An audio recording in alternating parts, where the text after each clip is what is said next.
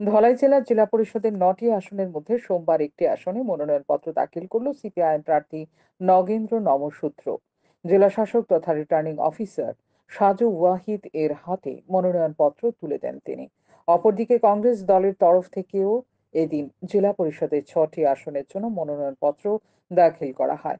মনোনয়নপত্র দাখিল করার পর সিপিআইএম এর ধলাই জেলা কমিটির সম্পাদক পঙ্কজ চক্রবর্তী বলেন, সদ্য সমাপ্ত লোকসভা নির্বাচনে এ রাজ্যে বিজেপি ভালো ফলাফল করেছে, প্রায় ১৭% ভোট পেয়ে তারা জয়যুক্ত হয়েছে। কিন্তু এই পঞ্চায়েত নির্বাচন নিয়ে তাদের এত ভয় কেন?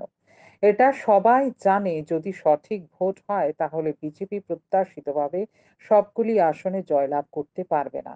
এজন্যই তারা এই ধরনের কাজ করে চলেছে।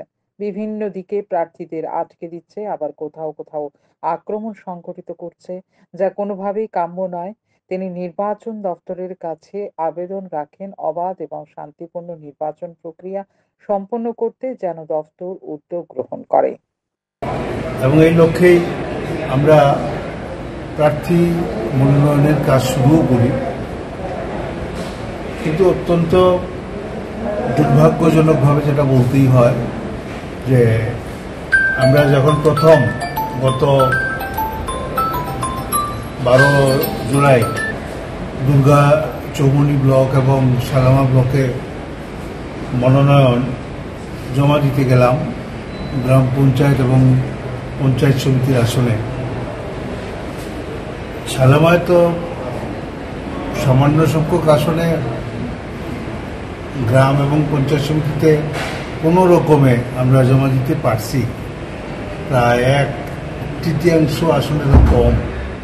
দুর্গা চৌমনিতে আমাদের বিরোধী দলনেতা উপস্থিত ছিলেন, তারপরেও আমাদের মনোনীত প্রার্থীরা তারা দুর্গা চৌমনি ব্লক চত্বরেই প্রবেশ করতে পারছেন না। এদিকে আমবাসা পঞ্চায়েত সমিতি ও আমবাসা ব্লকের অন্তর্গত 7টি গ্রাম পঞ্চায়েতের জন্য মনোনয়নপত্র দাখিল করলেন বামফ্রন্টের প্রার্থীরা। এদিন সকালে আমবাসা পঞ্চায়েত সমিতির 9টি আসনের মধ্যে 8টি আসনে মনোনয়নপত্র দাখিল করেন বামফ্রন্টের প্রার্থীরা। রিটার্নিং অফিসার তথা আমবাসা ব্লকের ভিডিও মুনমুন দীপবর্মার হাতে মনোনয়নপত্র তুলে দেন প্রার্থীরা। সেই সাথে আমবাসা ব্লকের অন্তর্গত 7টি গ্রাম পঞ্চায়েতের 65টি আসনের মধ্যে 51টি আসনে একই দিনে মনোনয়নপত্র দাখিল করেন বামফ্রন্টের প্রার্থীরা। উপস্থিত ছিলেন সিপিআইএম আমবাসা মহকুমা কমিটির সম্পাদক বিজন পাল। তিনি বলেন, এদিন প্রথম পর্যায়ে অধিকাংশ আসনে মনোনয়নপত্র দাখিল করা হয়েছে। অল্প কয়েকটি আসন বাকি রয়েছে। আগামী 1-2 দিনের মধ্যে সেই আসনগুলিতে মনোনয়নপত্র দাখিল করা হবে। মনোনয়নপত্র দাখিলকে কেন্দ্র করে এখনো পর্যন্ত কোনো ধরনের সমস্যা হয়নি। তারা শান্তিপূর্ণভাবে মনোনয়নপত্র দাখিল করেছেন। তিনি আশা ব্যক্ত করেন শান্তিপূর্ণভাবে নির্বাচন প্রক্রিয়াও সম্পন্ন হবে। ও প্রস্তাবক আসে নাই, যার জন্য একটা হয় নাই, যা এই 2 দিনের মধ্যে আমরা জমা দিয়ে দিলাম। আরও বাকি 3 জন প্লাস 1 জন, 4 জনের আমরা এই কয়েকদিনের মধ্যে দিয়ে দিলাম।